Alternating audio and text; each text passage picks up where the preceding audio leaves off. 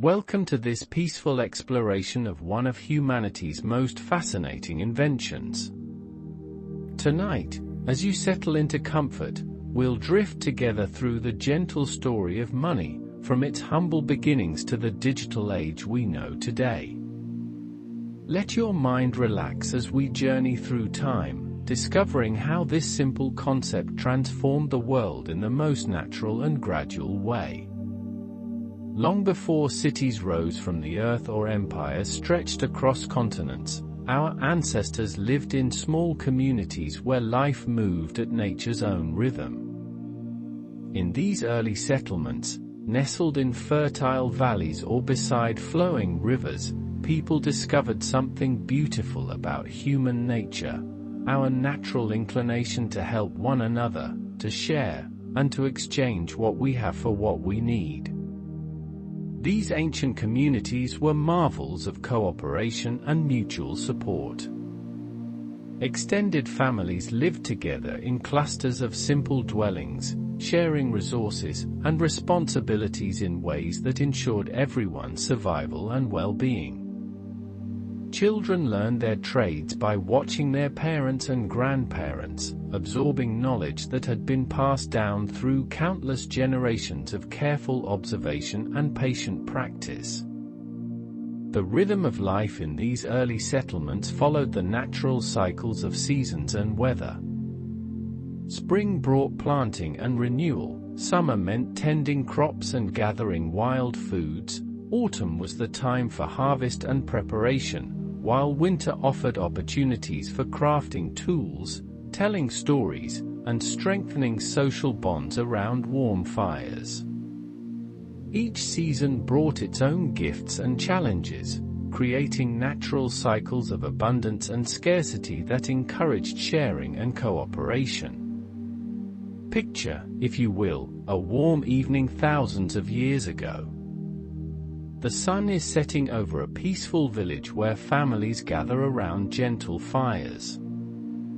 The air is filled with the comforting sounds of daily life, children playing simple games, adults sharing stories of the day's activities, and elders passing down wisdom through spoken traditions that would preserve knowledge for future generations. Here, in this tranquil setting, a skilled toolmaker has spent days carefully crafting beautiful stone axes, each one shaped with patient precision and artistic flair. The smooth handles fit perfectly in human hands, while the sharp stone heads have been polished to gleaming perfection. Nearby, a talented weaver sits peacefully beside her loom, having created soft, warm clothing from carefully prepared animal hides and plant fibers. Her skilled fingers have transformed raw materials into garments that will provide comfort and protection through harsh winters and scorching summers. Without money, without banks, without any complex systems, these people found ways to help each other thrive through the simple beauty of direct exchange. The toolmaker would trade his carefully crafted axes for warm clothing, nourishing food, or perhaps temporary shelter when traveling to distant villages. The weaver would exchange her soft garments for essential tools, beautiful pottery, or fresh meat from successful hunters who had spent days tracking game through dense forests. This was the age of barter, a system so natural and intuitive that it emerged spontaneously wherever humans gathered in communities. It represented humanity's first organized approach to economic cooperation, based entirely on mutual benefit and personal relationships rather than abstract concepts of value or standardized measures of worth. Imagine the gentle negotiations that must have taken place in these ancient communities. People would meet in peaceful meadows dotted with wildflowers, or under the comforting shade of ancient oak trees whose branches had witnessed countless seasons of human activity. These meeting places became natural forums for exchange, where community members could display their goods and services while engaging in the social interactions that strengthened bonds between families and individuals. The negotiations themselves were unhurried affairs, conducted with the patience and thoughtfulness that characterized life in these simpler times. A farmer might arrive at the meeting place carrying beautifully woven baskets filled with fresh grain that had been carefully harvested and cleaned. The golden kernels would catch the sunlight, representing months of patient labor, preparing soil, planting seeds, tending crops through changing weather, and finally gathering the harvest at just the right moment for optimal quality and nutrition. Across the meadow, a skilled hunter might display the results of successful expeditions into the surrounding wilderness, fresh meat that had been carefully prepared and preserved, along with valuable furs and hides that could be transformed into warm clothing or shelter materials. The hunter's keen knowledge of animal behavior, tracking techniques, and wilderness survival represented specialized skills that were highly valued by the entire community. The exchange between farmer and hunter involved more than simple transfer of goods. It was an opportunity to share stories, exchange information about weather patterns or animal movements, and strengthen social relationships that could prove crucial during times of scarcity or emergency. These transactions often included detailed discussions about the quality and origin of goods, creating transparency and trust that formed the foundation of all economic relationships. A potter might join these peaceful gatherings, bringing an array of beautiful clay vessels that had been shaped by skilled hands and fired in carefully tended kilns. Each pot represented hours of patient work, gathering suitable clay from riverbanks, kneading and shaping it with artistic precision, decorating it with natural pigments and patterns that reflected cultural traditions, and finally firing it at just the right temperature to create durable, functional art pieces. These clay vessels were more than mere containers. They were expressions of human creativity and technical skill that could last for generations if properly cared for. They could store grain through long winters, carry water from distant springs, or serve food during community celebrations.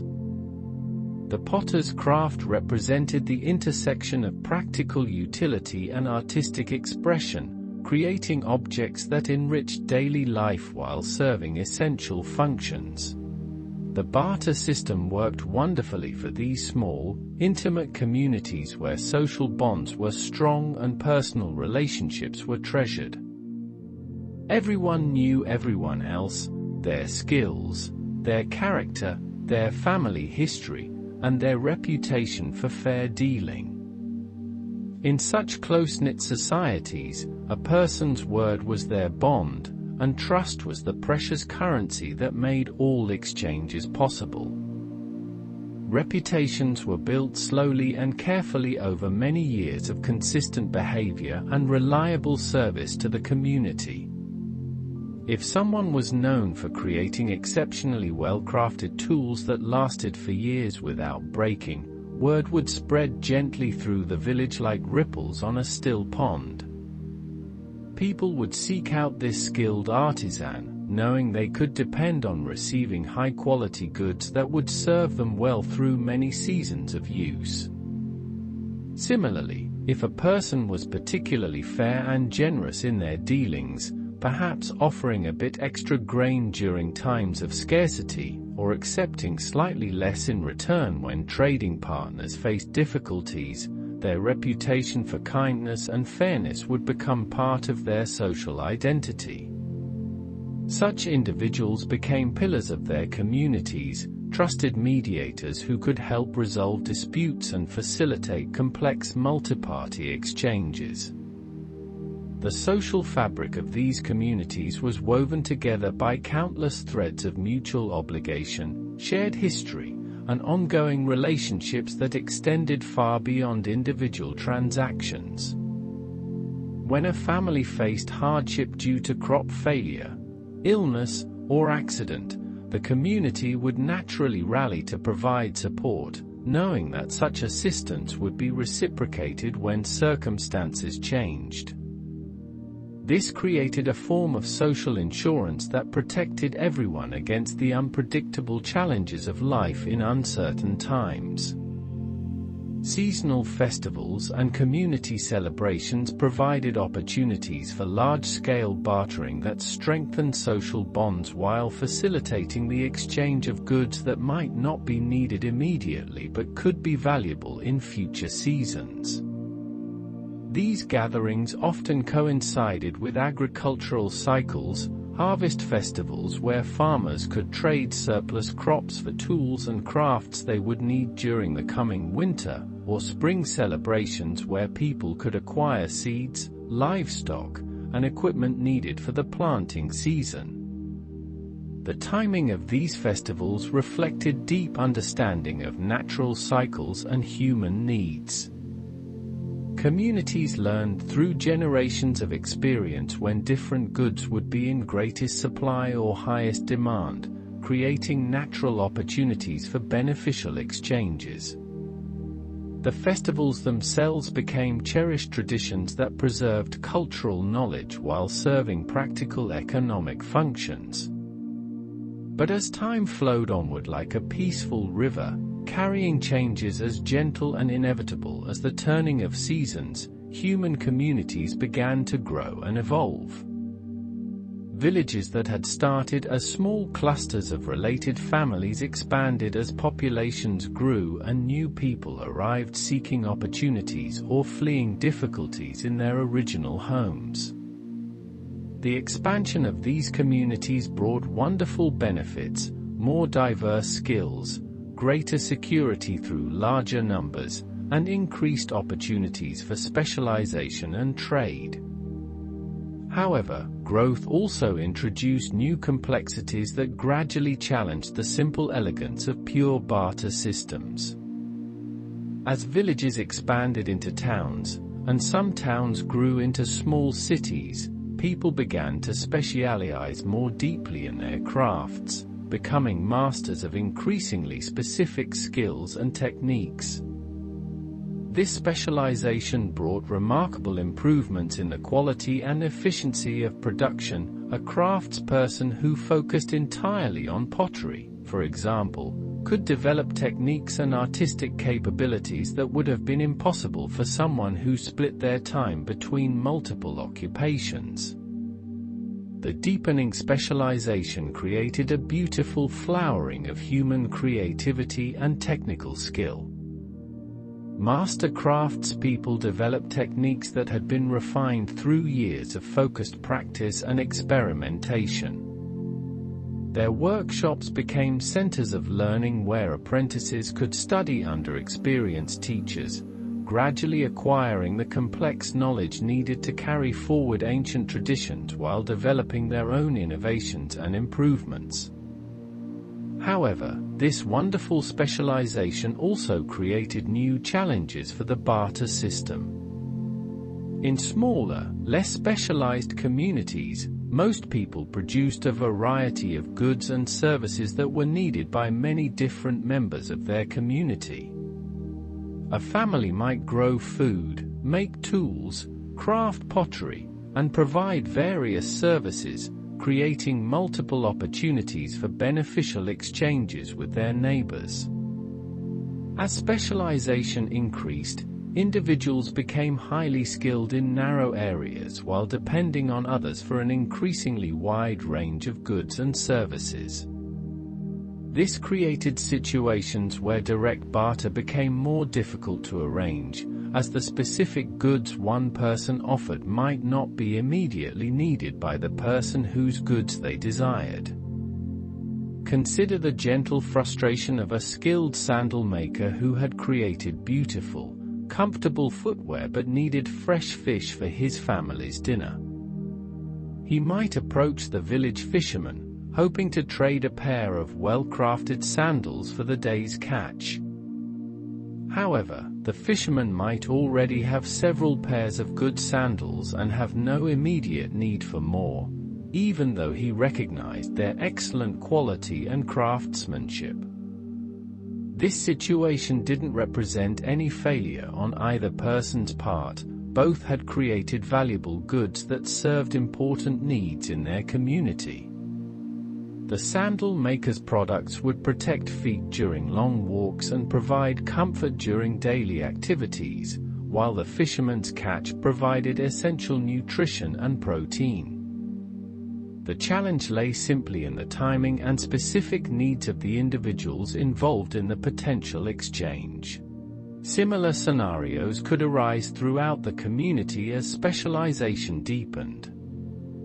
Picture the peaceful pottery maker who had spent days creating a collection of beautiful bowls, each one perfectly formed and decorated with intricate patterns that reflected years of artistic development.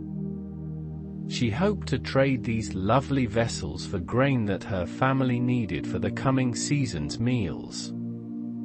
However, when she approached the local farmers, she might discover that they were already well supplied with pottery from previous exchanges and had more immediate needs for metal tools, leather goods, or textile products. The farmers certainly appreciated the beauty and functionality of her pottery, but their current circumstances didn't create demand for additional ceramic vessels, regardless of their quality. These situations weren't dramatic problems that threatened the stability of communities, they were simply natural growing pains that emerged as human society evolved and became more complex. The fundamental principle of barter, exchanging goods and services of value, remained sound and beneficial. The challenge lay in finding ways to make these beneficial exchanges possible even when the timing and specific needs of individuals didn't align perfectly. The solution, when it came, was as elegant and natural as everything else in these thoughtful societies. People began to identify certain goods that almost everyone wanted or needed, items that could serve as bridges between different kinds of exchanges, allowing the benefits of barter to continue even as communities became larger and more specialized. These first forms of money emerged organically from the practical needs of daily life, chosen not by decree or government mandate, but through the collective wisdom of communities who recognized certain items as particularly useful for facilitating exchanges. These early monetary items possessed special qualities that made them ideal for serving as intermediaries in trade. They were desirable to almost everyone, relatively durable, portable enough to carry conveniently, and available in quantities sufficient to meet community needs without being so abundant as to lose their value. As communities grew larger and trade relationships became more complex and far-reaching, people naturally gravitated toward using certain special items as intermediaries in their exchanges. These items weren't imposed by governments or decreed by kings, but rather emerged organically from the practical needs of daily commerce, chosen for their inherent usefulness, universal appeal, and natural properties that made them suitable for storing and transferring value. In different parts of the world, separated by vast distances and distinct cultures, different communities discovered their own perfect solutions to the challenges of facilitating trade. These solutions reflected local resources, cultural values, and practical considerations, creating a fascinating diversity of early monetary systems that nonetheless shared common characteristics of durability, portability, and universal desirability. Along ancient coastlines where the rhythm of tide shaped daily life, beautiful shells became precious mediums of exchange that connected coastal communities through networks of trade and cultural interaction. These weren't ordinary shells that could be gathered by anyone during casual beach walks, but rather specific types that were relatively rare, possessed natural beauty, and required skill and knowledge to locate and collect. The smooth, polished cowrie shells were particularly treasured by ancient peoples throughout Africa, Asia, and the Pacific Islands. These small, oval shells possessed a lustrous surface that seemed to glow within a light, while their compact size made them perfect for counting, storing, and carrying over long distances. The natural hole in each shell allowed them to be strung together on cords, creating convenient bundles that could represent substantial values while remaining portable enough for travelers and merchants. Picture gentle traders walking along ancient beaches at dawn, when the retreating tide revealed hidden treasures scattered among the wet sand and seaweed. These patient collectors developed deep knowledge of tidal patterns, seasonal variations, and the specific locations where the finest shells could be found. Their careful selection process became almost meditative, as they examined hundreds of shells to find those with the perfect combination of size, color, and condition that would make them valuable in trade. The collection of cowrie shells often involved long journeys to remote beaches or distant islands where the finest specimens could be gathered. These expeditions required substantial investment of time and effort, involving skilled sailors who could navigate dangerous waters and experienced divers who could gather shells from underwater locations. The risks and efforts involved in collecting the shells added to their value, while ensuring that their supply remained limited enough to maintain their purchasing power. When someone received these shells in trade, they were getting something genuinely valuable that would remain beautiful and useful for years to come. The shells could be used for decoration, religious ceremonies, or artistic projects, giving them intrinsic value beyond their role as money. This combination of beauty and utility helped establish trust in shell money that lasted for thousands of years in many parts of the world. The use of shells as money created sophisticated trading networks that connected diverse cultures across vast oceanic distances. Pacific Island communities developed complex exchange relationships that allowed shells collected in one region to flow gradually across the ocean, becoming valuable currency in communities thousands of miles from their origin. These trade networks carried not only shells and other goods, but also ideas, technologies, and cultural innovations that enriched the lives of participating communities. In other regions of the world, particularly in areas where cattle and other livestock were raised, these living animals became the standard of value for major transactions and wealth accumulation. This made perfect sense from practical and economic perspectives. Cattle provided multiple forms of value, including milk for nutrition, meat for sustenance, leather for clothing and tools, and even labor for farming and transportation. They were literally living stores of value that could grow and multiply over time, creating wealth that increased naturally through careful management and favorable conditions. The word capital itself comes from the Latin word capita, meaning head of cattle, reminding us of these ancient connections between wealth and livestock that shaped human language and economic thinking for thousands of years. Similarly, the word pecuniary, relating to money and financial matters, derives from the Latin pecus, meaning cattle, while fee comes from Old English terms for cattle and livestock. Imagine the peaceful pastoral scenes where these exchanges took place, verdant meadows dotted with wildflowers, where gentle farmers would meet under spreading shade trees to negotiate trades that might involve one mature cow for several sheep, or perhaps a young bull in exchange for a collection of farming tools, pottery vessels, and sacks of grain. These transactions were conducted with the patience and thoughtfulness that comes naturally when dealing with living creatures that require ongoing care and attention. The use of livestock as money created natural connections between wealth and responsibility, as owners needed to provide daily care, adequate grazing, protection from predators, and medical attention when animals became ill or injured.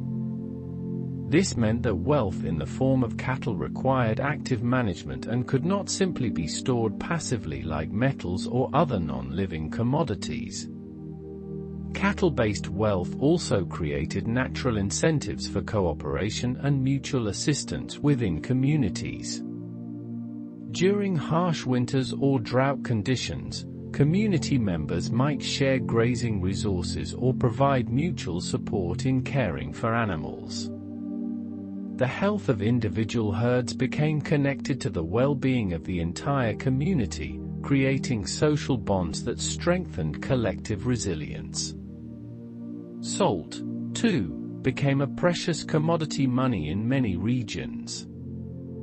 This might seem surprising today when salt is readily available in every kitchen, but in ancient times, salt was both essential for preserving food and relatively difficult to obtain in pure form.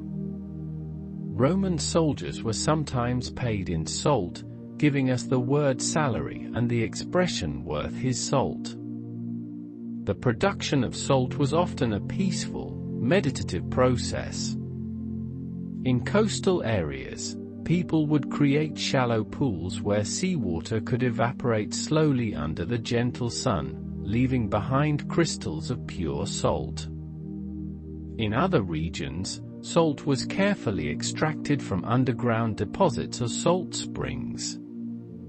The process required patience and skill, making the final product all the more valuable and respected. Metals began to play an important role in commodity money systems as human knowledge of metalworking advanced.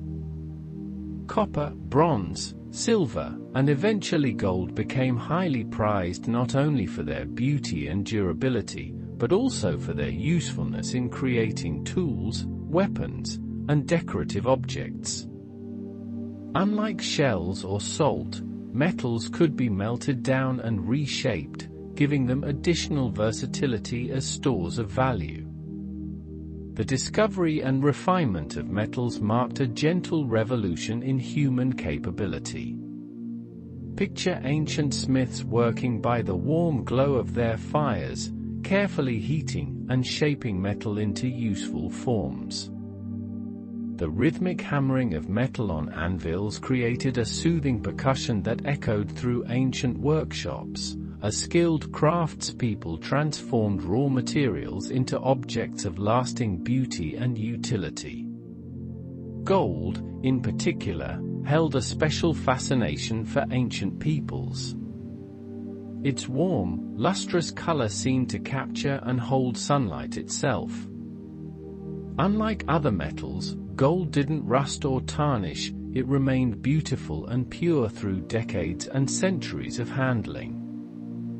Its relative rarity made it precious, while its softness made it easy to work with and verify as genuine. The use of precious metals as money represented a significant evolution in human thinking about value and exchange. Unlike cattle or grain, which were valuable primarily for their immediate usefulness, metals like gold were valued partly for their beauty and permanence. This marked the beginning of humanity's relationship with abstract stores of value, things that were precious not necessarily for what they could do, but for what they represented and what they could be exchanged for. As trade networks expanded beyond local communities, metals proved particularly well suited for long-distance commerce. A traveler could carry a significant amount of value in a small pouch of gold or silver, something that would have been impossible with cattle or large quantities of grain. This portability opened up new possibilities for trade and cultural exchange between distant regions. As metallic money became more common and trade networks expanded across greater distances, a beautiful innovation emerged that would shape commerce for thousands of years to come. The creation of standardized coins represented humanity's first step towards systematic, regulated currency, a development that arose naturally from the practical needs of merchants and traders who needed reliable ways to measure and verify the value of metal they were exchanging. The earliest coins appeared around the 7th century BCE in the ancient kingdom of Lydia, located in what is now modern-day Turkey. These first coins were not the perfectly round, machine-made pieces we know today, but rather irregularly shaped lumps of electrum, a naturally occurring alloy of gold and silver found in local rivers. What made them revolutionary wasn't their appearance, but rather the simple fact that they bore official marks indicating their weight and purity. Imagine the peaceful workshops where these early coins were created. Skilled craftsmen would carefully weigh small amounts of precious metal, then use simple stamps to imprint identifying marks onto each piece. The process was slow and meditative, requiring patience and precision. Each coin was slightly unique, bearing the subtle variations that come with handcrafted items, yet all carried the same promise of standardized value. The adoption of coinage spread gradually and naturally throughout the ancient world. Greek city-states began minting their own coins, each bearing unique symbols that reflected their local identity and values. Athens featured the wise owl of Athena, while Corinth displayed the mythical horse Pegasus. These images weren't mere decoration. They were early forms of branding that helped establish trust and recognition in international trade. The process of coin-making became an art form in itself. Skilled engravers would create detailed dies, metal stamps that could impress intricate designs onto blank metal discs. The designs often depicted gods, heroes, important buildings, or symbols that held special meaning for the issuing authority. Creating these dies required exceptional skill and artistry, as the images had to be carved in reverse and with perfect precision to create clear, beautiful impressions on the finished coins. Roman coinage brought new levels of sophistication and standardization to the ancient world. The Romans understood that consistent, reliable money was essential for managing their vast empire. Their coins became trusted throughout the known world, accepted from Britain to Egypt, from Spain to the Middle East. This widespread acceptance made Roman coins among history's first truly international currencies. The weight and purity of Roman coins were carefully regulated, with severe penalties for those who attempted to debase or counterfeit the currency. This commitment to monetary integrity helped establish trust that extended far beyond Rome's borders. Merchants in distant lands knew that a Roman gold aureus or silver denarius would be accepted at face value, making long-distance trade much more feasible and secure. The imagery on Roman coins served multiple purposes beyond mere identification. Emperors used coins to communicate with their subjects across the empire, depicting military victories, architectural achievements, and important political messages. In an age before mass communication, coins served as tiny newspapers, carrying information and propaganda to every corner of the Roman world. In China, a parallel but distinct tradition of coinage developed along different lines. Early Chinese coins often featured square holes in their centers, allowing them to be strung together on cords for easy counting and carrying. This practical innovation reflected the Chinese understanding that money needed to be not just valuable, but also convenient for everyday use. Chinese coin designs frequently incorporated symbols from their rich philosophical and cultural traditions. Dragons, phoenixes, and various Chinese characters conveyed meanings related to prosperity, harmony, and good fortune. The act of using money became intertwined with wishes for success and happiness, adding a spiritual dimension to everyday commercial transactions.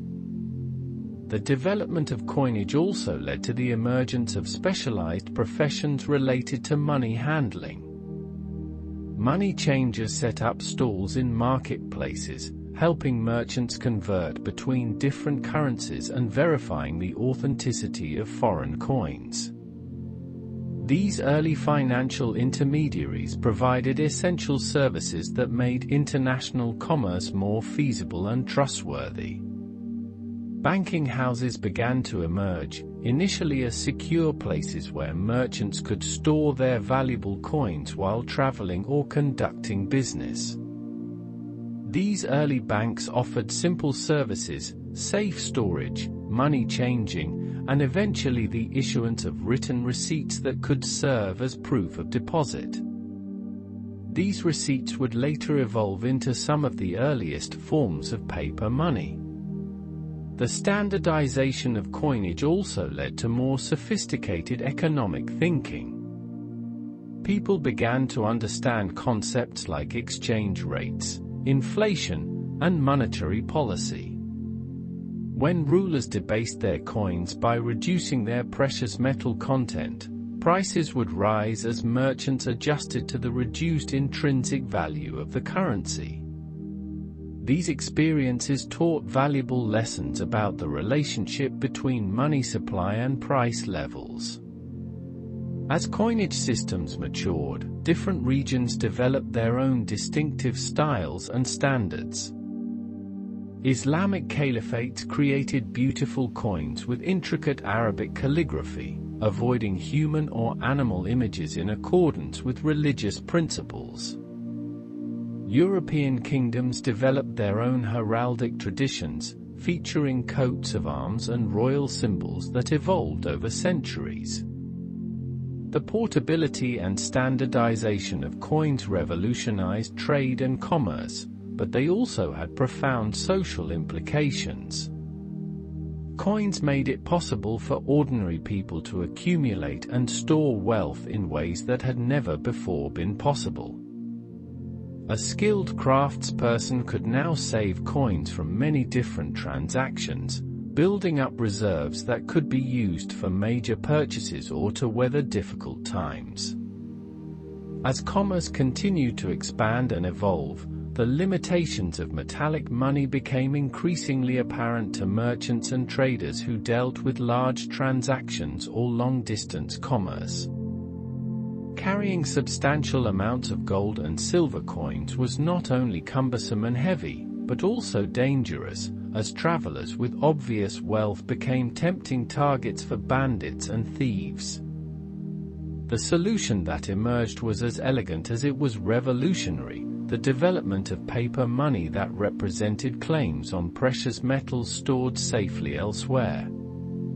The earliest forms of paper money emerged in China during the Tang and Song dynasties, roughly 1,000 years ago. Chinese merchants, renowned for their practical innovation, began using written promissory notes as alternatives to carrying large amounts of heavy coins on long trading journeys.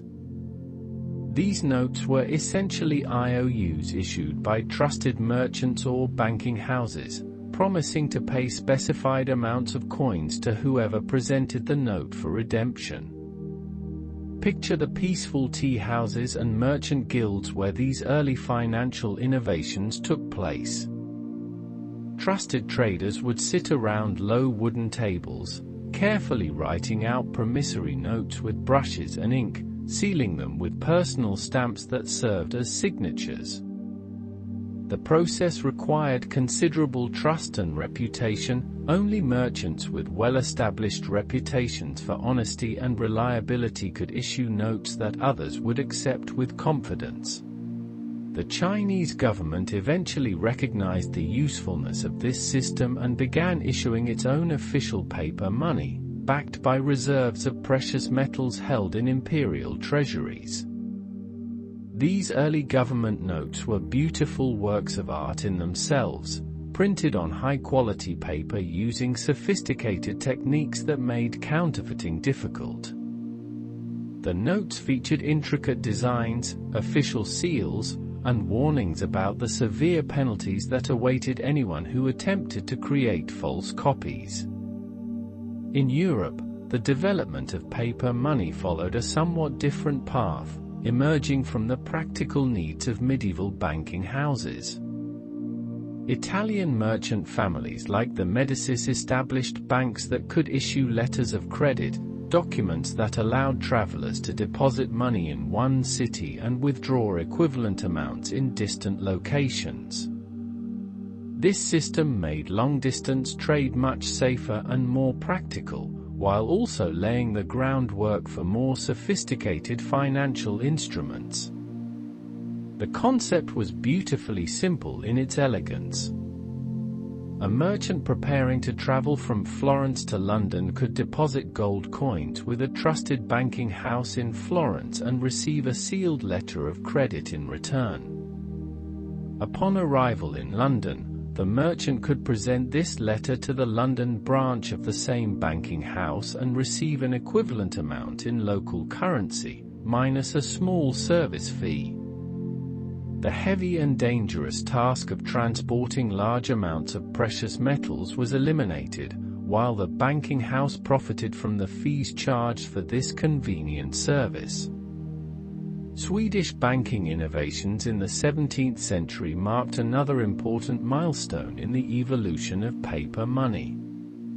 The Stockholm Banco, founded by Johan Palmstruck, began issuing paper notes that were initially backed by copper reserves. Sweden's unusual abundance of copper made this a natural choice, though the extreme weight of copper coins, some weighing several pounds each, made paper alternatives particularly attractive to Swedish merchants and citizens. The concept of backing paper money with precious metals held in reserve became known as the gold standard or silver standard, depending on which metal served as the backing commodity. This system provided a crucial bridge between the tangible value of precious metals and the convenience of paper currency. People could use lightweight, portable paper notes for daily transactions while maintaining confidence that these notes could always be converted back into real money in the form of precious metals. Early paper money was often quite beautiful, reflecting the artistic traditions and cultural values of the societies that created it. Skilled engravers and artists designed elaborate patterns, portraits, and symbolic images that made the notes both attractive and difficult to counterfeit. The creation of paper money became a specialized craft, requiring expertise in engraving, printing, and paper making to produce notes that would be accepted and trusted by the public. The printing technology used for early paper money was remarkably sophisticated for its time. Special papers were created with unique textures and properties that made counterfeiting more difficult. Inks were formulated to produce specific colors that were hard to reproduce accurately. Multiple printing processes were often combined on a single note, with different elements added in separate passes through various types of printing equipment. Banking houses that issued paper money had to maintain careful balance between the notes they issued and the precious metals they held in reserve. If they issued too many notes relative to their metal reserves, they risked being unable to honor redemption requests. If they were too conservative in their note issuance, they missed opportunities to profit from the fees and interest they could earn by putting their reserves to productive use. The acceptance of paper money required a fundamental shift in human psychology and trust. Unlike coins, which had intrinsic value due to their precious metal content, paper notes were valuable only because of the promises they represented. This required people to develop faith in abstract financial concepts and in the institutions that issued and backed the currency. Governments gradually realized that controlling the money supply gave them powerful tools for managing their economies and financing their operations. Nations began to establish central banks with exclusive rights to issue paper currency, creating more standardized and reliable monetary systems. These central banks could adjust the supply of money in circulation, influencing economic activity and helping to stabilize prices and employment. The transition to paper money also enabled new forms of economic activity and financial innovation. Banks could more easily make loans by issuing new notes, rather than having to lend out existing coins from their vaults. This increased the velocity of money, the rate at which money changed hands in the economy, leading to increased economic activity and growth. International trade became more sophisticated as different nations developed their own paper currencies. Exchange rates between different currencies became important economic indicators, reflecting the relative strength and stability of different national economies. Foreign exchange markets began to emerge, where specialists would buy and sell different currencies to facilitate international commerce. As paper money became more widely accepted and trusted, the institutions that issued and managed currency naturally evolved into more sophisticated financial organizations. Banks transformed from simple money-changing operations and safe storage facilities into complex institutions that could create credit, facilitate investment, and help channel savings toward productive economic activities. The evolution of banking was a gradual and organic process, driven by the practical needs of merchants, craftspeople, and governments who required increasingly sophisticated financial services. Early banks were often family-owned businesses that built their reputations over generations, with trust and personal relationships forming the foundation of their operations. In medieval Europe, banking houses like those established by the Medici family in Florence became influential far beyond their home cities. These banks developed innovative techniques for managing risk, calculating interest, and facilitating trade across national borders. The Medici banks, for example, established branches throughout Europe, creating networks that could move money and credit efficiently across vast distances. Picture the quiet elegance of these early banking houses, solid stone buildings with heavy wooden doors, where serious men in fine clothing conducted business at polished tables covered with ledgers, contracts, and samples of various currencies. The atmosphere was one of careful deliberation and measured consideration, as bankers weighed risks and opportunities with the wisdom that came from generations of financial experience. The concept of credit, lending money to borrowers who promised to repay with interest, represented a significant intellectual and economic breakthrough. This practice allowed banks to put their deposits to productive use rather than simply storing them in vaults, while also enabling borrowers to undertake economic activities that would have been impossible without access to capital. Interest rates became sophisticated tools for managing the balance between supply and demand for credit. Higher interest rates would discourage borrowing while encouraging saving, while lower rates would have the opposite effect. bankers learned to adjust their rates based on economic conditions, the creditworthiness of borrowers, and the availability of funds for lending. The development of double-entry bookkeeping, pioneered by Italian merchants and codified by Luca Pacioli in the 15th century, gave bankers powerful tools for managing their operations accurately and transparently.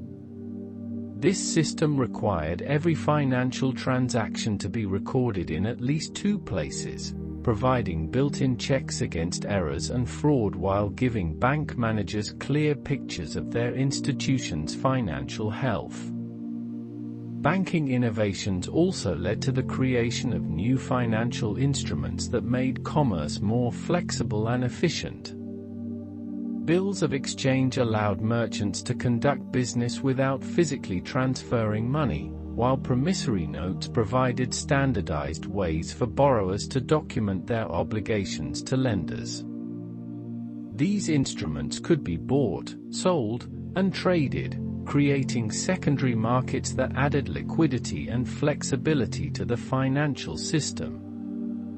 Insurance services naturally emerged from banking operations, as bankers recognized that they could profit by assuming risks that their clients preferred to avoid.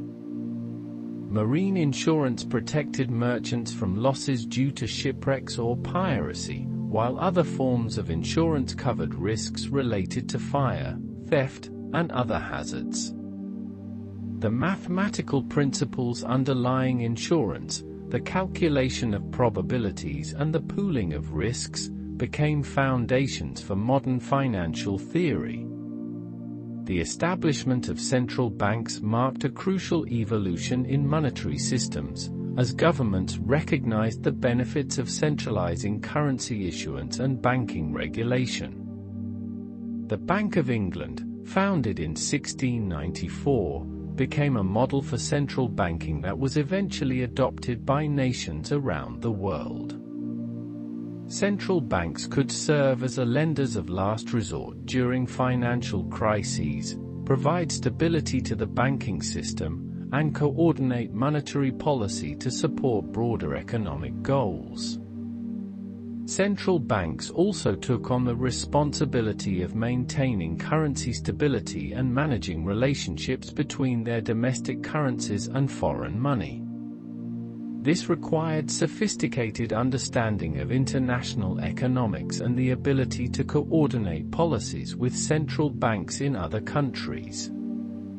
The development of fractional reserve banking represented another significant innovation in financial systems. Under this approach, banks were required to hold only a fraction of their deposits as reserves, allowing them to lend out the majority of funds deposited with them. This practice dramatically increased the amount of credit available in the economy while also creating new responsibilities for bank management and regulation. Stock markets emerged as specialized venues where ownership shares in commercial enterprises could be bought and sold. These markets provided new ways for businesses to raise capital for expansion while giving investors opportunities to share in the profits of successful enterprises. The Amsterdam Stock Exchange, established in the early 17th century, became a model for securities markets that spread throughout Europe and eventually around the world. The complexity of banking operations led to increased specialization within financial institutions. Some banks focused primarily on serving wealthy individuals and families, while others specialized in commercial lending or international trade finance. Investment banks emerged to help companies issue stocks and bonds, while commercial banks concentrated on traditional lending and deposit-taking services. Financial innovation accelerated during periods of rapid economic growth and international expansion. The Industrial Revolution created enormous demands for capital to finance new factories, transportation systems, and technological innovations. Banks developed new lending techniques and financial instruments to meet these needs while managing the associated risks. The growth of international trade created needs for more sophisticated foreign exchange services and trade finance. Banks developed expertise in managing currency risks, facilitating international payments, and financing trade transactions that might take months to complete as goods traveled between distant markets. Banking regulations emerged as governments recognized both the benefits and risks associated with sophisticated financial systems. Rules governing bank capital requirements, lending practices, and reserve ratios were designed to protect depositors while ensuring that banks could continue to perform their essential economic functions even during periods of stress. As the 19th century dawned, the world's major economies began to embrace a monetary system that would define international finance for more than a century. The gold standard emerged as the dominant approach to organizing national currencies, creating a period of remarkable monetary stability and international cooperation that facilitated unprecedented growth in global trade and economic development. Under the classical gold standard, participating nations committed to maintaining fixed exchange rates between their currencies and gold, promising to buy and sell gold at predetermined prices. This created an international monetary system based on a single, universally accepted standard of value that transcended national borders and political differences. The beauty of the gold standard lay in its elegant simplicity and automatic adjustment mechanisms. When a country imported more goods than it exported, gold would flow out of the country to pay for the trade deficit. This outflow of gold would reduce the domestic money supply, leading to lower prices that would make the country's exports more competitive while making imports more expensive. These price adjustments would naturally tend to restore balance to international trade without requiring government intervention or complex policy decisions. Imagine the quiet confidence that the gold standard brought to international commerce during this era. Merchants could plan long-term business relationships knowing that exchange rates would remain stable over time. Investors could commit capital to projects in foreign countries without worrying about currency fluctuations that might erode their returns. The stability provided by gold backing gave people faith in paper money that might otherwise have seemed too abstract to trust completely. The Bank of England played a crucial role in maintaining the international gold standard, serving as the system's de facto manager and lender of last resort. When temporary imbalances arose, the bank could use its substantial gold reserves and international credibility to provide stability and confidence. Other major central banks coordinated their policies with the Bank of England, creating an informal but effective system of international monetary cooperation. The period from roughly 1870 to 1914 is often remembered as the golden age of the gold standard, characterized by price stability, growing international trade, and relatively free movement of capital between countries. This era saw massive infrastructure projects financed by international capital flows, including the construction of railroads, telegraph systems, and industrial facilities that connected distant regions of the world in unprecedented ways. The psychological effects of the gold standard were perhaps as important as its economic mechanisms. People felt secure knowing that their paper money was backed by something tangible and universally valued. Gold had been treasured by human civilizations for thousands of years, giving it a timeless quality that transcended temporary political and economic uncertainties.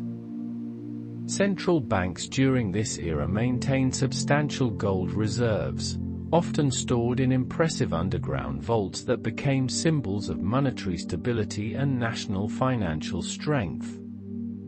The gold reserves at major central banks were audited regularly and their levels were reported publicly, providing transparency that helped maintain public confidence in the monetary system. The gold standard also imposed discipline on government fiscal policies, as countries could not simply print more money to finance their operations without risking the convertibility of their currency into gold. This constraint helped prevent the kind of runaway inflation that had plagued some earlier monetary systems, while also limiting governments' ability to finance large expenditures through monetary expansion. International investment flourished under the gold standard, as investors could confidently commit capital to projects in foreign countries knowing that they could repatriate their returns without worrying about exchange rate losses. British capital financed railroad construction in Argentina, American investors funded mining operations in Canada, and French banks provided credit for infrastructure development in Russia and other emerging markets. The stability of the gold standard facilitated the development of sophisticated international financial markets. Bond issues denominated in gold became common instruments for financing large projects, while foreign exchange markets operated with narrow bid-ask spreads that reflected the high degree of confidence in currency convertibility. Migration patterns during this era were also influenced by monetary stability, as workers and entrepreneurs could move between countries without worrying that their savings would lose value due to currency depreciation. The gold standard created an environment where human and financial capital could flow relatively freely to their most productive uses. However, the gold standard also created certain constraints and vulnerabilities that would eventually contribute to its demise. Countries experiencing economic downturns found it difficult to stimulate their economies through monetary expansion, as they were bound by their commitments to maintain gold convertibility. This meant that recessions could be deeper and longer lasting than they might have been under more flexible monetary arrangements. The system also created potential conflicts between domestic economic needs and international monetary commitments. A country facing high unemployment might benefit from monetary expansion that would stimulate economic activity, but such expansion could threaten the gold standard by making it difficult to maintain currency convertibility. Gold discoveries could also disrupt the system by increasing the global money supply in ways that were unrelated to economic needs. Major gold finds in California, Alaska, and South Africa led to periods of inflation as the increased gold supply translated into expanded money supplies in gold standard countries. The outbreak of World War I in 1914 marked the beginning of the end for the classical gold standard, as wartime financing needs forced most countries to suspend gold convertibility. The war created enormous fiscal pressures that were incompatible with the constraints imposed by gold backing, leading to the adoption of more flexible monetary arrangements that could accommodate the exceptional demands of wartime economies. The outbreak of World War I in 1914 created unprecedented demands on national economies that proved incompatible with the constraints and stability of the classical gold standard. As nations mobilized for total war, governments needed to finance massive military expenditures that far exceeded their normal peacetime budgets. The elegant automatic adjustments of the gold standard gave way to emergency measures that would reshape the international monetary system permanently. One by one, the major combatant nations suspended the convertibility of their currencies into gold, effectively abandoning the gold standard that had provided monetary stability for decades. This suspension was initially presented as a temporary wartime measure, with governments promising to restore gold convertibility once the conflict ended. However, the economic and political changes wrought by the war would make a return to the pre-war system much more difficult than anyone initially imagined. The financing of World War I required innovations in government debt issuance and money creation that dwarfed anything previously attempted in peacetime. Governments issued war bonds on an unprecedented scale, appealing to patriotic citizens to lend their savings to support the war effort. These bond drives were accompanied by massive propaganda campaigns that transformed the act of lending money to the government into a patriotic duty. Central banks found themselves in the unprecedented position of having to finance government operations on a scale that would have been unthinkable under the gold standard. The creation of new money to purchase government bonds led to inflation that eroded the purchasing power of existing savings while providing governments with the resources they needed to continue fighting. The war also disrupted international trade patterns and financial relationships that had developed over decades under the stability of the gold standard. Traditional trading partnerships were severed as countries found themselves on opposite sides of the conflict. International capital flows, which had reached unprecedented levels in the pre-war era, virtually ceased as investors focused on domestic concerns and governments restricted capital movements. The human cost of the war was matched by enormous financial costs that left most participating nations heavily indebted by the time peace was restored. The debt burdens accumulated during the war would influence economic policy for decades to come, as governments struggled to service their obligations while rebuilding their economies and addressing the needs of veterans and war widows. After the war ended in 1918, efforts to restore the gold standard faced enormous challenges. The relative economic positions of different countries had changed dramatically during the conflict. The United States had emerged as a major creditor nation, while European powers found themselves heavily indebted. The war had also accelerated industrial development in countries like the United States and Japan while disrupting production in traditional industrial centers. The attempt to restore the gold standard during the 1920s, while partially successful, never achieved the stability and automaticity of the pre-war system. Countries returned to gold convertibility at exchange rates that often did not reflect the changed economic realities created by the war. Britain, for example, returned to the gold standard at the pre-war parity, even though wartime inflation had made British goods less competitive in international markets at that exchange rate. The restored gold standard of the 1920s was also more fragile than its predecessor, as central banks held smaller gold reserves relative to their monetary obligations. The system became increasingly dependent on international cooperation and confidence, factors that would prove inadequate during the economic crisis that began in 1929. The Great Depression that began with the stock market crash of 1929 created deflationary pressures that the restored gold standard could not accommodate.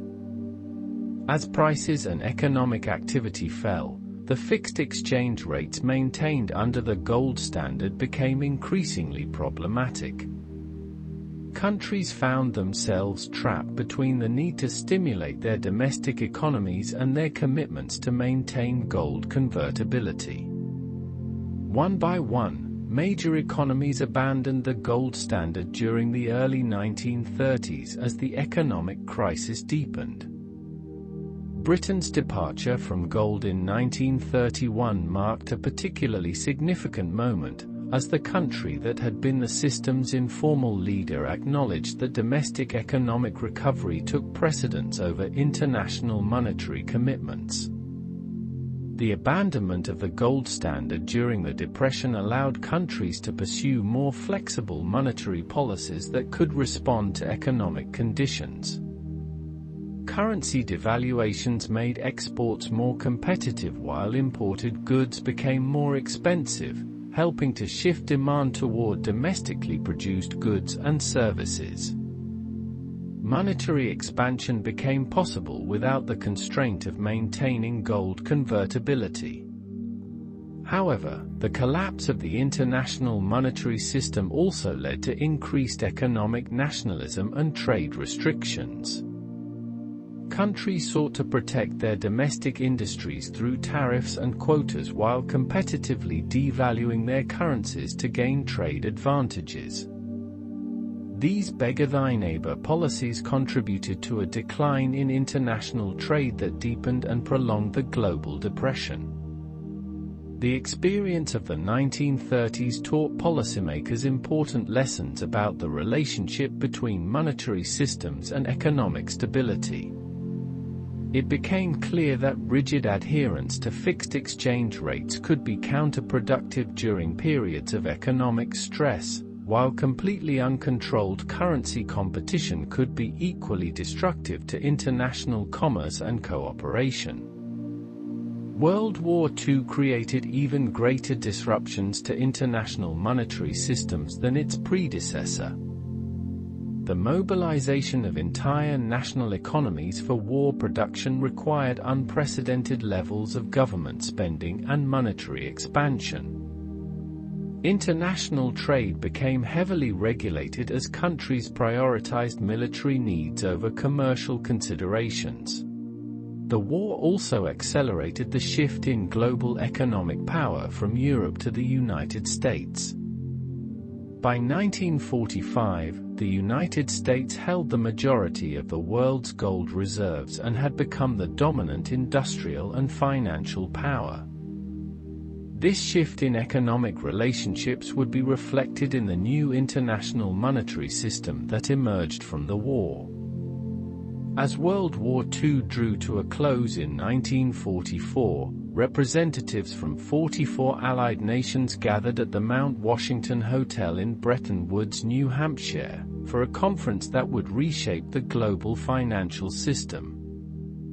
The beautiful mountain setting provided a peaceful backdrop for negotiations that would establish a new framework for international monetary cooperation, designed to avoid the economic chaos and competitive devaluations that had characterized the 1930s. The Bretton Woods Conference was driven by a shared recognition that the world needed stable, predictable exchange rates to facilitate international trade and investment, while also maintaining enough flexibility to allow countries to respond to domestic economic conditions. The delegates sought to capture the stability of the old gold standard while avoiding its rigid constraints that had proven so problematic during the Great Depression. The system that emerged from these negotiations was elegant in its design and ambitious in its scope. The United States dollar would serve as the anchor for the international monetary system, with the U.S. government promising to convert dollars into gold at a fixed rate of $35 per ounce. Other currencies would maintain fixed exchange rates against the dollar, creating a stable framework for international trade while allowing periodic adjustments when economic conditions warranted. This gold exchange standard represented a compromise between the automatic disciplines of the classical gold standard and the flexibility needed for modern economic management. Countries could maintain stable exchange rates for extended periods while retaining the ability to adjust their parities when facing persistent balance of payments problems or other economic challenges. The International Monetary Fund, established as part of the Bretton Woods Agreements, would serve as the system's guardian and administrator. The IMF would provide temporary financial assistance to countries facing balance of payments difficulties, helping them maintain their exchange rate commitments while implementing necessary economic adjustments. This support would reduce the need for sudden devaluations that could disrupt international trade relationships. Picture the quiet confidence that the Bretton Woods system brought to international commerce in the decades following World War II. Businesses could make long-term investment decisions knowing that exchange rates would remain stable, while governments could pursue domestic economic policies without constant concern about currency speculation. The system provided an environment of monetary stability that supported unprecedented growth in international trade and investment. The United States played a central role in the Bretton Woods system, both as the provider of the reserve currency and as the world's dominant economy. The strength of the American economy and the size of U.S. gold reserves gave credibility to the dollar's convertibility promise, while American markets provided liquidity and depth that made the dollar attractive for international transactions. The system worked remarkably well during its early years, supporting the reconstruction of war-torn economies and facilitating the rapid growth of international trade. European countries, aided by the Marshall Plan, rebuilt their industrial capacity while maintaining stable exchange rates that encouraged investment and trade relationships. Japan emerged as a major economic power under the stability provided by fixed exchange rates with the dollar. Central banks around the world accumulated dollars as their primary reserve asset, confident that these holdings could be converted into gold if necessary. This arrangement, sometimes called the dollar shortage, reflected the strength of the American economy and the attractiveness of dollar-denominated assets during the early post-war period. However, as other economies grew and recovered from the war, certain tensions began to emerge within the Bretton Woods system. The very success of the system in promoting international trade and investment gradually undermined the conditions that had made it possible. As other countries became more competitive with the United States, maintaining fixed exchange rates became more challenging. By the 1960s, concerns began to arise about the sustainability of the dollar's role as the primary reserve currency.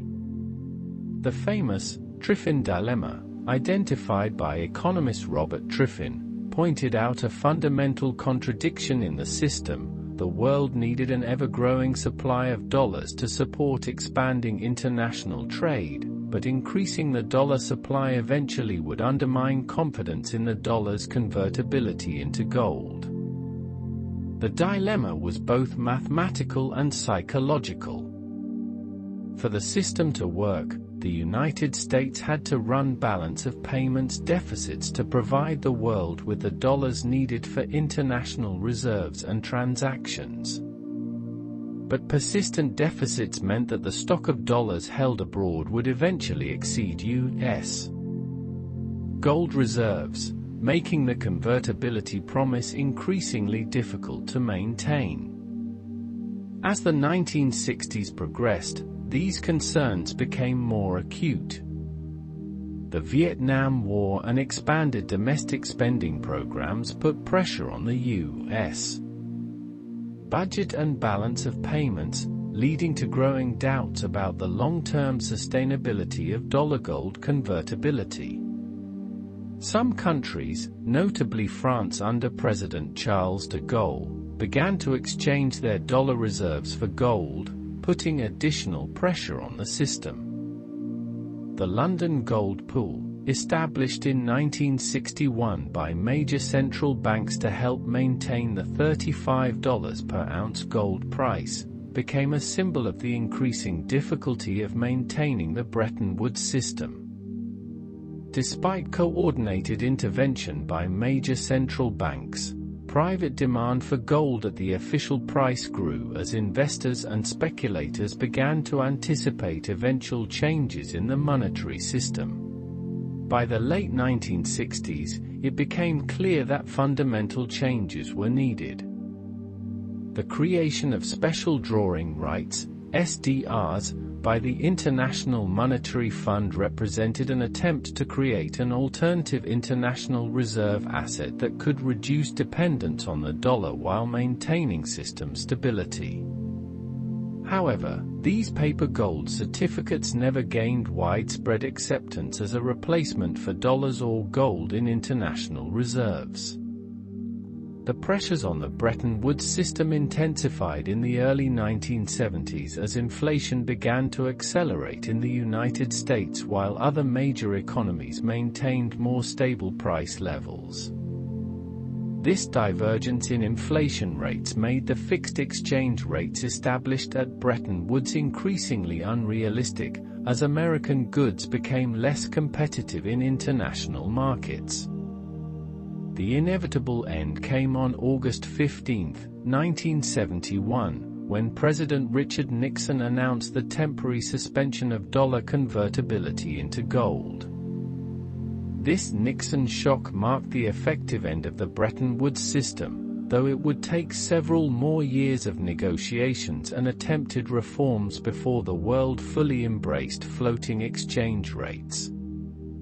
The collapse of Bretton Woods ushered in a new era of international monetary relationships characterized by floating exchange rates and increased financial market volatility. This transition, while initially unsettling to policymakers and market participants accustomed to fixed rates, ultimately provided greater flexibility for national economic management while creating new challenges for international businesses and investors.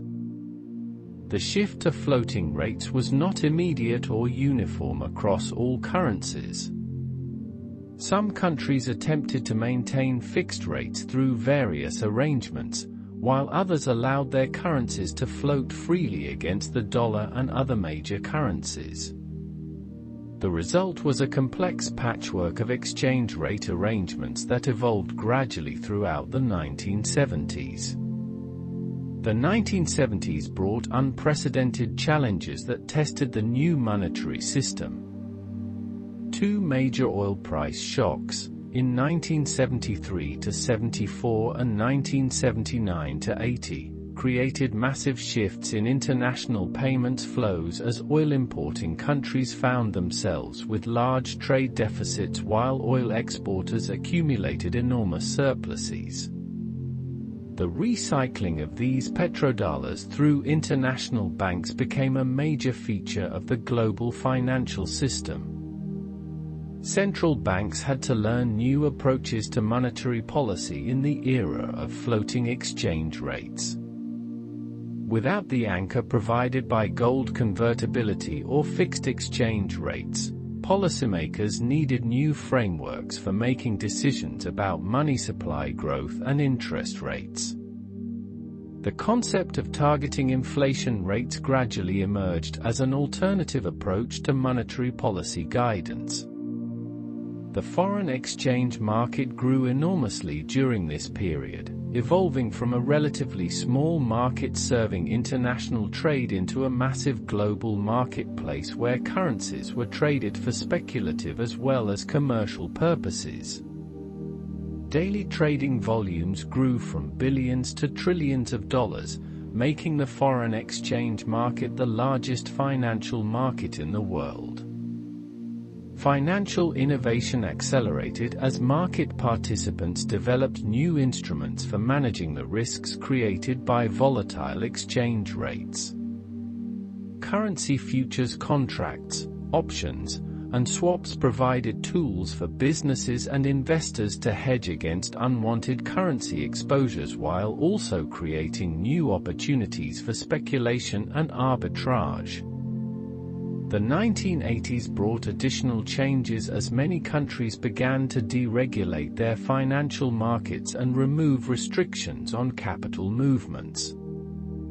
This financial liberalization increased the integration of global capital markets while also creating new channels for rapid transmission of financial shocks between countries.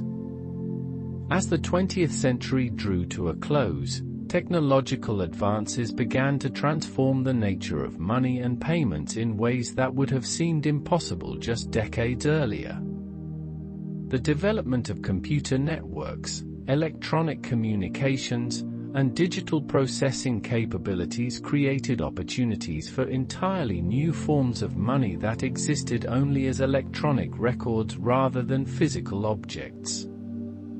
Electronic funds transfer systems allowed banks to move money instantly between accounts, replacing the slow process of clearing paper checks with near-instantaneous digital transactions. Automated teller machines gave consumers 24-hour access to their bank accounts, while point-of-sale terminals enabled electronic payments at retail locations. Credit cards evolved from simple charge accounts into sophisticated financial instruments backed by global processing networks that could authorize and settle transactions within seconds.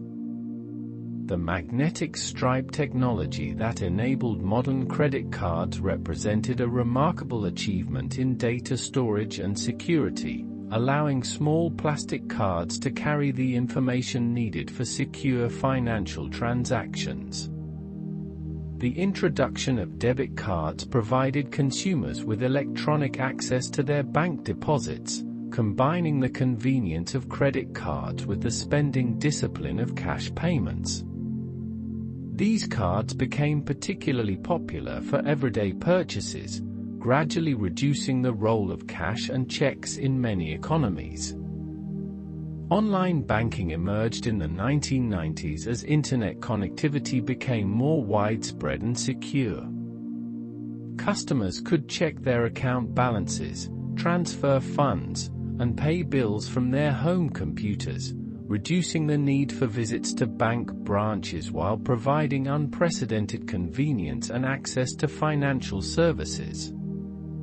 Electronic commerce created new demands for secure online payment systems that could handle transactions between buyers and sellers who might never meet in person. Digital payment services like PayPal provided trusted intermediaries that could facilitate online purchases while protecting both buyers and sellers from fraud and disputes. The development of smart cards, with embedded microprocessors capable of storing and processing information, represented another significant advance in payment technology. These cards could perform complex security calculations and store multiple applications, making them suitable for everything from transit payments to government identification programs. Mobile payment systems began to emerge as cellular phones became more sophisticated and widespread. Text message-based payment systems in developing countries demonstrated that mobile technology could provide financial services to populations that had never had access to traditional banking, creating new possibilities for financial inclusion. In 2008, amid the global financial crisis that shook confidence in traditional banking systems, a mysterious figure known only as Satoshi Nakamoto published a white paper describing a revolutionary new form of digital money called Bitcoin. This innovation would challenge fundamental assumptions about the nature of money, the role of financial institutions, and the relationship between governments and monetary systems.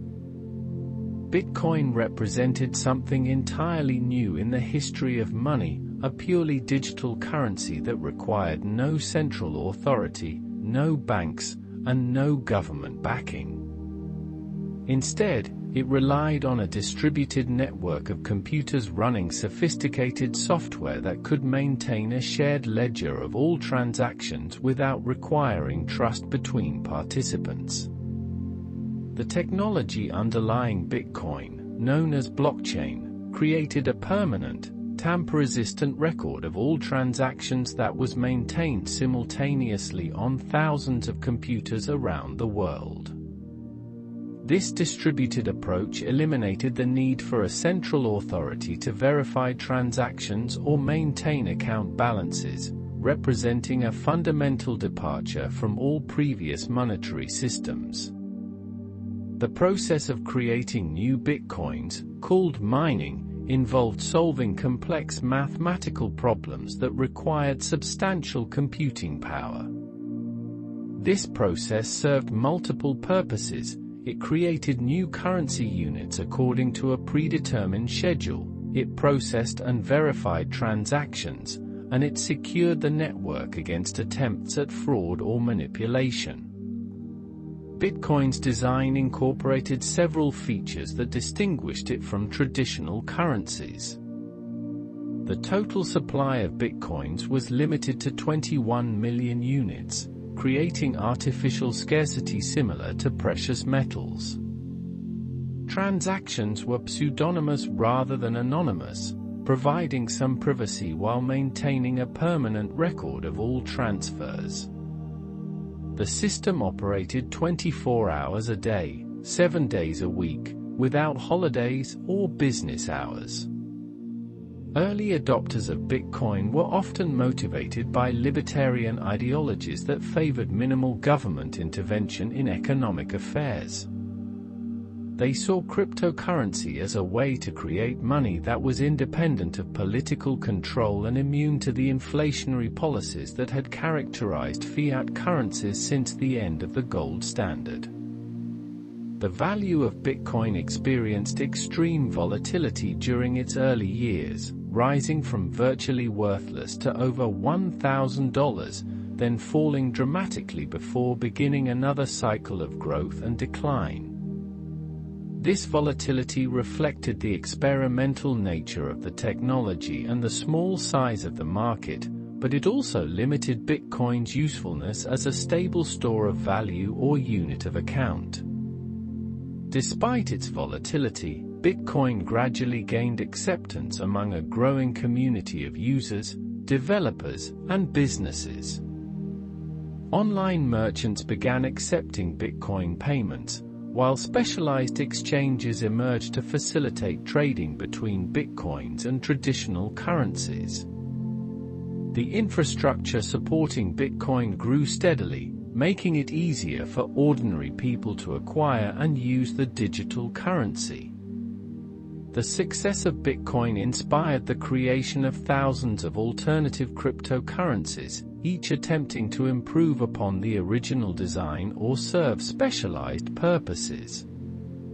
Ethereum introduced smart contracts that could automatically execute complex agreements, while other cryptocurrencies focused on privacy, speed, or energy efficiency. Governments and financial regulators struggled to develop appropriate responses to cryptocurrencies. Some countries banned their use entirely, while others embraced them as legitimate financial instruments. The decentralized nature of cryptocurrencies made them difficult to control or regulate using traditional approaches, forcing policymakers to develop new frameworks for oversight. Central banks began exploring the possibility of creating their own digital currencies, seeking to capture the benefits of digital money while maintaining government control over monetary policy. These central bank digital currencies, CBDCs, represented a potential middle ground between traditional fiat money and decentralized cryptocurrencies. The 21st century has witnessed an explosion of innovation in payment systems and financial services, driven by advances in mobile technology, internet connectivity, and data processing capabilities. Traditional banks found themselves competing with technology companies that could offer financial services through smartphone apps and online platforms. Mobile payment systems like Apple Pay, Google Pay, and Samsung Pay transformed smartphones into digital wallets capable of making secure payments at millions of retail locations. These systems used near-field communication, NFC, technology to transmit payment information wirelessly, while biometric authentication provided security through fingerprints or facial recognition. Peer-to-peer payment apps like Venmo, Zelle, and Cash App made it possible for individuals to send money to friends and family instantly using nothing more than a mobile phone. These services often integrated social features that made payments feel more like social media interactions than financial transactions. Buy now pay later services emerged as modern alternatives to traditional credit, allowing consumers to split purchases into installment payments without applying for formal credit cards. Companies like Klarna, Afterpay, and Affirm partnered with online retailers to offer these services at the point of sale, making credit more accessible while potentially changing consumer spending patterns. Robo-advisors used algorithms and artificial intelligence to provide automated investment management services at lower costs than traditional financial advisors. These platforms could create diversified portfolios, automatically rebalance investments, and optimize tax efficiency without requiring human intervention. Crowdfunding platforms enabled entrepreneurs and creative projects to raise money directly from large numbers of small contributors, bypassing traditional bank loans and venture capital funding. Sites like Kickstarter and Indiegogo democratized access to capital while creating new ways for investors to support innovative projects. Blockchain technology found applications beyond cryptocurrencies, with companies exploring its potential for supply chain tracking, identity verification, and smart contracts. The immutable nature of blockchain records made them attractive for applications requiring permanent, tamper-proof documentation. Artificial intelligence began playing larger roles in financial services, from fraud detection systems that could identify suspicious transactions in real time to chatbots that could provide customer service 24 hours a day. Machine learning algorithms analyzed spending patterns to provide personalized financial advice and detect unusual account activity. Open banking initiatives required traditional banks to share customer data with authorized third-party providers, creating opportunities for new services that could aggregate information from multiple financial institutions. This data sharing enabled the development of comprehensive financial management tools that could provide holistic views of consumers' financial situations. As we look toward the future from our vantage point in 2025, the evolution of money continues to accelerate, driven by technological innovation, changing consumer preferences, and the ongoing digitization of economic life. The trends that have shaped monetary systems over the past few decades show no signs of slowing, suggesting that the money of the future may be quite different from what we know today. Central bank digital currencies are moving from experimental concepts to practical implementations, with several countries launching pilot programs and others conducting extensive research. These government-issued digital currencies could combine the stability and backing of traditional fiat money with the convenience and efficiency of digital payments, potentially transforming the relationship between citizens and their monetary systems. The integration of artificial intelligence into financial services continues to deepen, with AI systems becoming capable of more sophisticated analysis and decision-making. Future AI assistants might manage entire financial lives, automatically optimizing spending, saving, and investment decisions based on individual goals and market conditions. Quantum computing, still in its early stages, could revolutionize both the security and processing capabilities of financial systems. Quantum computers might be able to break current encryption methods while also enabling new forms of cryptographic security that are immune to conventional attacks. Internet of Things, IoT, devices are beginning to participate directly in economic transactions, with smart appliances ordering supplies automatically and electric vehicles paying for charging services without human intervention. This machine-to-machine economy could create new forms of automated commerce that operate independently of human oversight.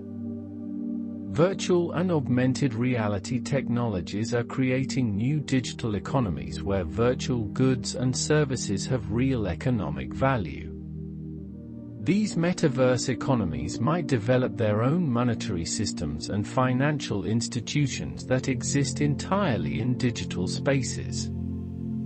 The concept of programmable money, enabled by smart contracts and blockchain technology, could create currency that automatically enforces rules about how it can be spent or invested.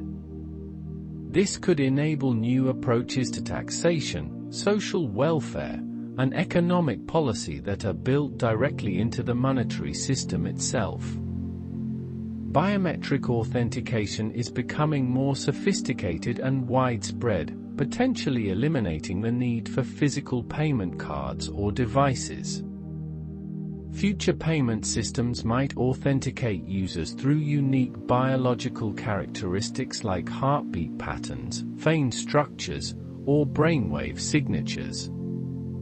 Environmental concerns are driving interest in more sustainable monetary systems, particularly as the energy consumption of some cryptocurrencies has come under scrutiny.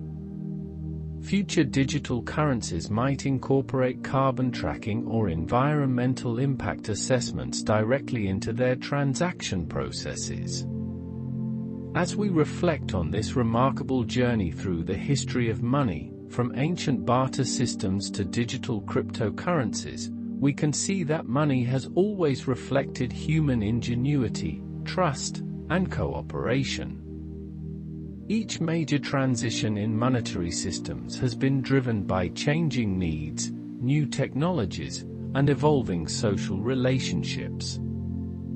The story of money is ultimately the story of human civilization itself, our endless capacity to innovate, adapt, and create systems that enable cooperation on ever larger scales. From the first exchanges of goods in ancient villages to the global financial networks that connect billions of people today, money has been the thread that has woven together the fabric of human economic life. As you drift into peaceful sleep, consider the remarkable fact that every purchase you make, every dollar you save, and every financial transaction you conduct connects you to this incredible chain of human innovation stretching back thousands of years. The money in your pocket or bank account represents not just economic value, but also the accumulated wisdom and creativity of countless generations who work to create systems of trust and exchange. The future of money will undoubtedly bring new innovations and challenges that we cannot yet imagine, just as the creators of the first coins could never have envisioned credit cards or cryptocurrencies. But the fundamental human needs that money serves, the desire to trade, save, invest, and cooperate in economic activities, will remain constant, ensuring that money will continue to evolve in service of human prosperity and well-being. In this gentle conclusion to our journey through monetary history, we can rest assured that money, in whatever form it takes, will continue to be one of humanity's most useful and enduring innovations, facilitating the cooperation and exchange that make modern civilization possible. The story of money is far from over, and its next chapters will be written by future generations who will face their own challenges and create their own ingenious solutions to the eternal human challenge of organizing economic life. Sleep well, knowing that you are part of this great human story of innovation, cooperation, and progress that stretches from the ancient past into the limitless possibilities of the future. The evolution of money continues, gentle and persistent, like a river flowing toward new horizons we can barely imagine but will surely explore in the years to come.